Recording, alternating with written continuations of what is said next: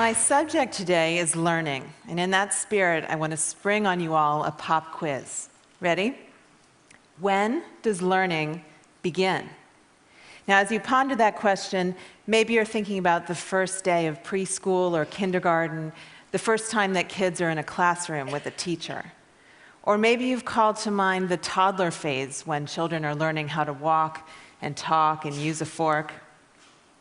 Maybe you've encountered the 0 to 3 movement, which asserts that the most important years for learning are the earliest ones. And so your answer to my question would be, learning begins at birth.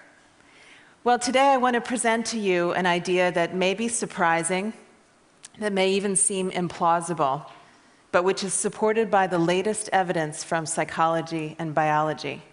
And that is that some of the most important learning we ever do happens before we're born, while we're still in the womb. Now, I'm a science reporter. I write books and magazine articles, and I'm also a mother. And those two roles came together for me in a book that I wrote called Origins. Origins is a report from the front lines of an exciting new field called fetal origins. Fetal origins is a scientific discipline that emerged just about 2 decades ago. And it's based on the theory that our health and well-being throughout our lives is crucially affected by the 9 months we spend in the womb. Now, this theory was of more than just intellectual interest to me. I was myself pregnant while I was doing the research for the book.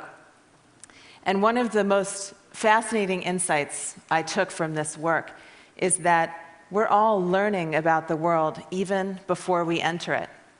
When we hold our babies for the first time, we might imagine that they're clean slates, unmarked by life, when in fact, they've already been shaped by us and by the particular world we live in.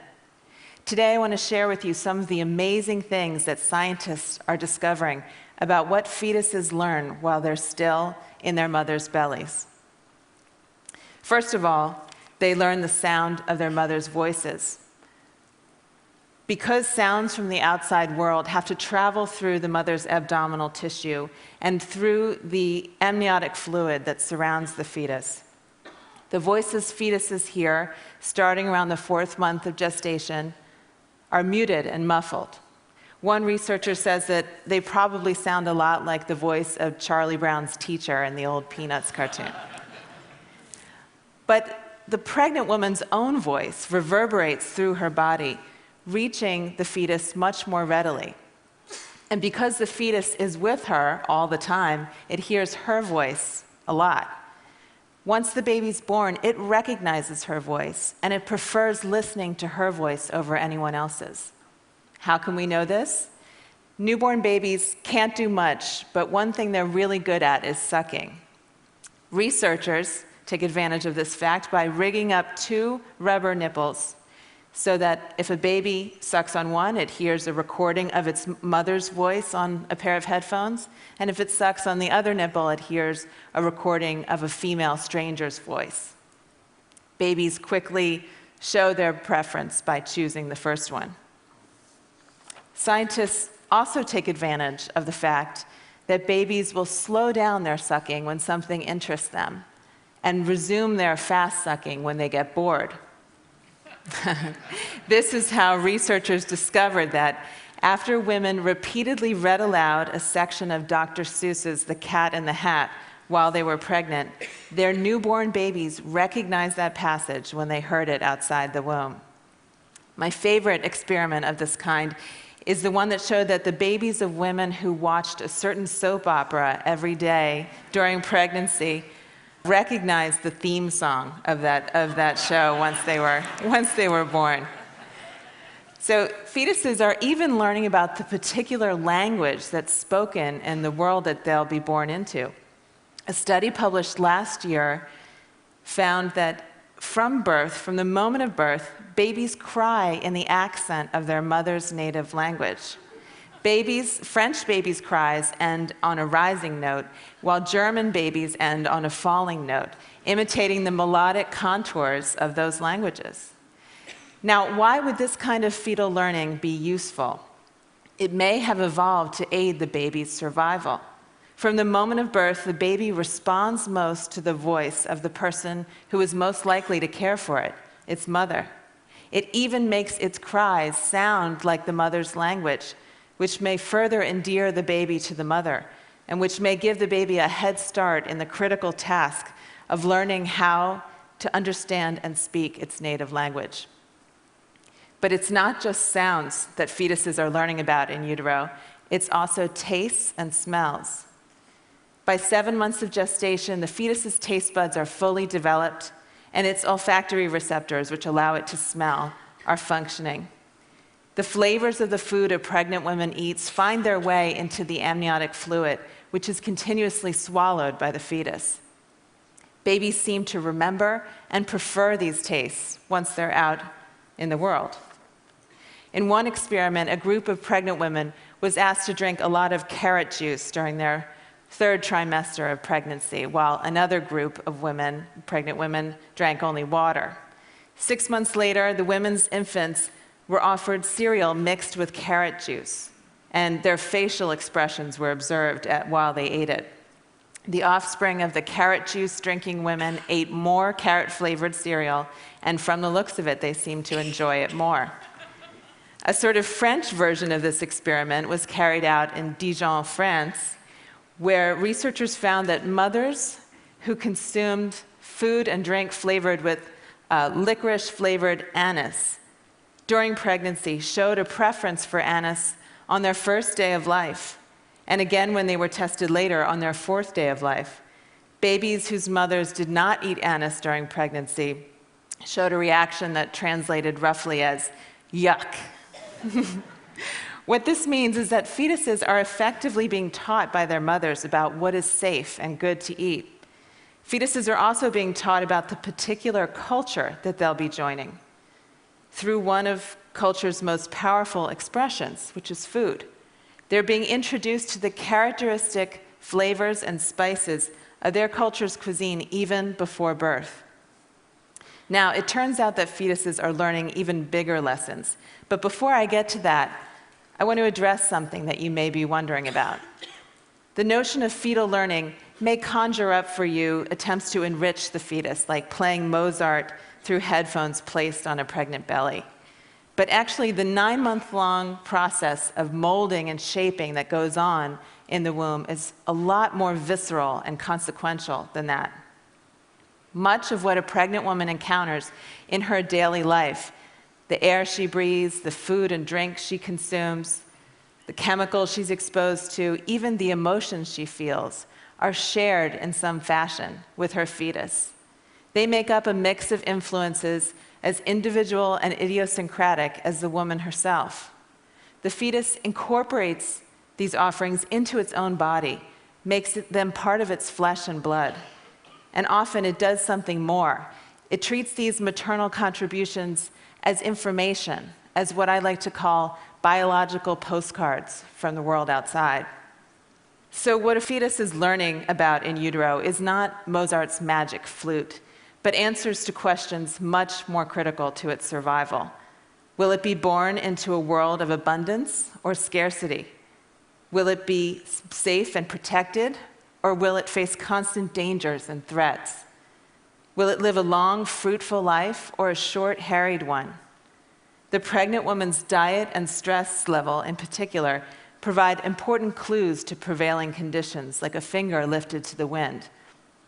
The resulting tuning and tweaking of a fetus's brain and other organs are part of what give us humans our enormous flexibility, our ability to thrive in a huge variety of environments, from the country to the city, from the tundra to the desert.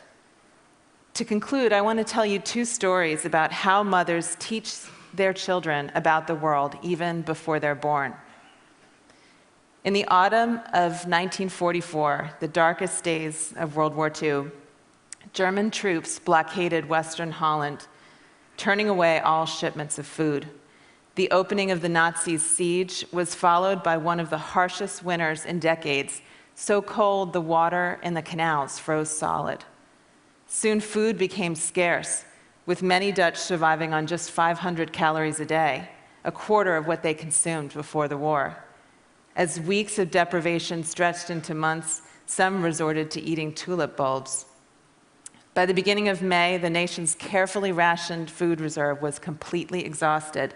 The specter of mass starvation loomed. And then, on May 5th, 1945, the siege came to a sudden end when Holland was liberated by the Allies.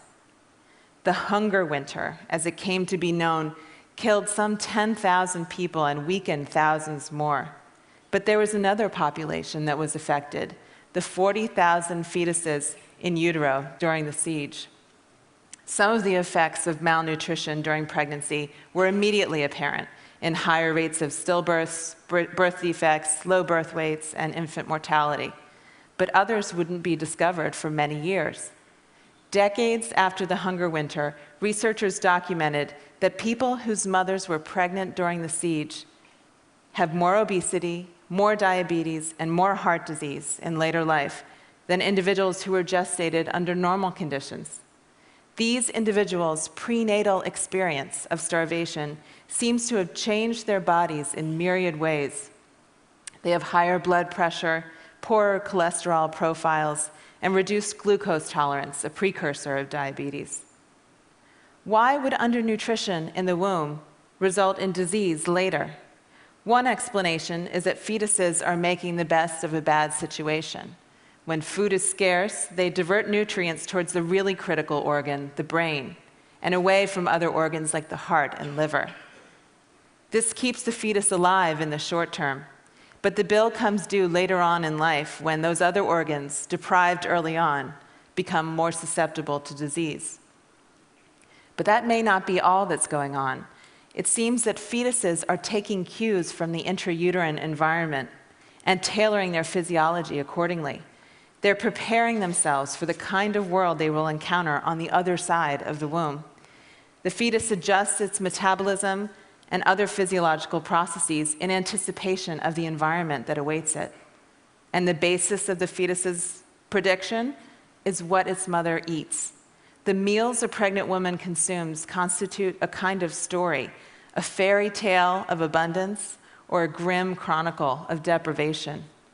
This story imparts information that the fetus uses to organize its body and its systems, an adaptation to prevailing circumstances that facilitates its future survival.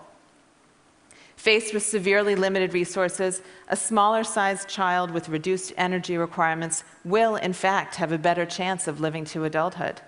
The real trouble comes when pregnant women are, in a sense, unreliable narrators, when fetuses are led to expect a world of scarcity and are born instead into a world of plenty. This is what happened to the children of the Dutch hunger winter, and their higher rates of obesity, diabetes, and heart disease are the result. Bodies that were built to hang on to every calorie found themselves swimming in the superfluous calories of the post-war Western diet. The world they had learned about while in utero was not the same as the world into which they were born. Here's another story. At 8:46 a.m. on September 11th, 2001, there were tens of thousands of people in the vicinity of the World Trade Center in New York. Commuters spilling off trains, waitresses setting tables for the morning rush, brokers already working the phones on Wall Street. 1,700 of these people were pregnant women. When the planes struck and the towers collapsed, many of these women experienced the same horrors inflicted on other survivors of the disaster: the overwhelming chaos and confusion, the rolling clouds of potentially toxic dust and debris, the heart-pounding fear for their lives. About a year after 9/11, researchers examined a group of women who were pregnant when they were exposed to the World Trade Center attack. In the babies of those women who developed post-traumatic stress syndrome, or PTSD, following their ordeal, researchers discovered a biological marker of susceptibility to PTSD, an effect that was most pronounced in infants whose mothers experienced the catastrophe in their third trimester. In other words, the mothers with post-traumatic stress syndrome had passed on a vulnerability to the condition to their children while they were still in utero. Now consider this. Post-traumatic stress syndrome appears to be a reaction to stress gone very wrong, causing its victims tremendous unnecessary suffering. But there's another way of thinking about PTSD. What looks like pathology to us may actually be a useful adaptation in some circumstances. In a particularly dangerous environment, the characteristic manifestations of PTSD, a hyper-awareness of one's surroundings, a quick trigger response to danger, could save someone's life. The notion that the prenatal transmission of PTSD risk is adaptive is still speculative, but I find it rather poignant. It would mean that even before birth, mothers are warning their children that it's a wild world out there, telling them, be careful. Let me be clear, fetal origins research is not about blaming women for what happens during pregnancy. It's about discovering how best to promote the health and well-being of the next generation. That important effort must include a focus on what fetuses learn during the 9 months they spend in the womb. Learning is one of life's most essential activities, and it begins much earlier than we ever imagined. Thank you.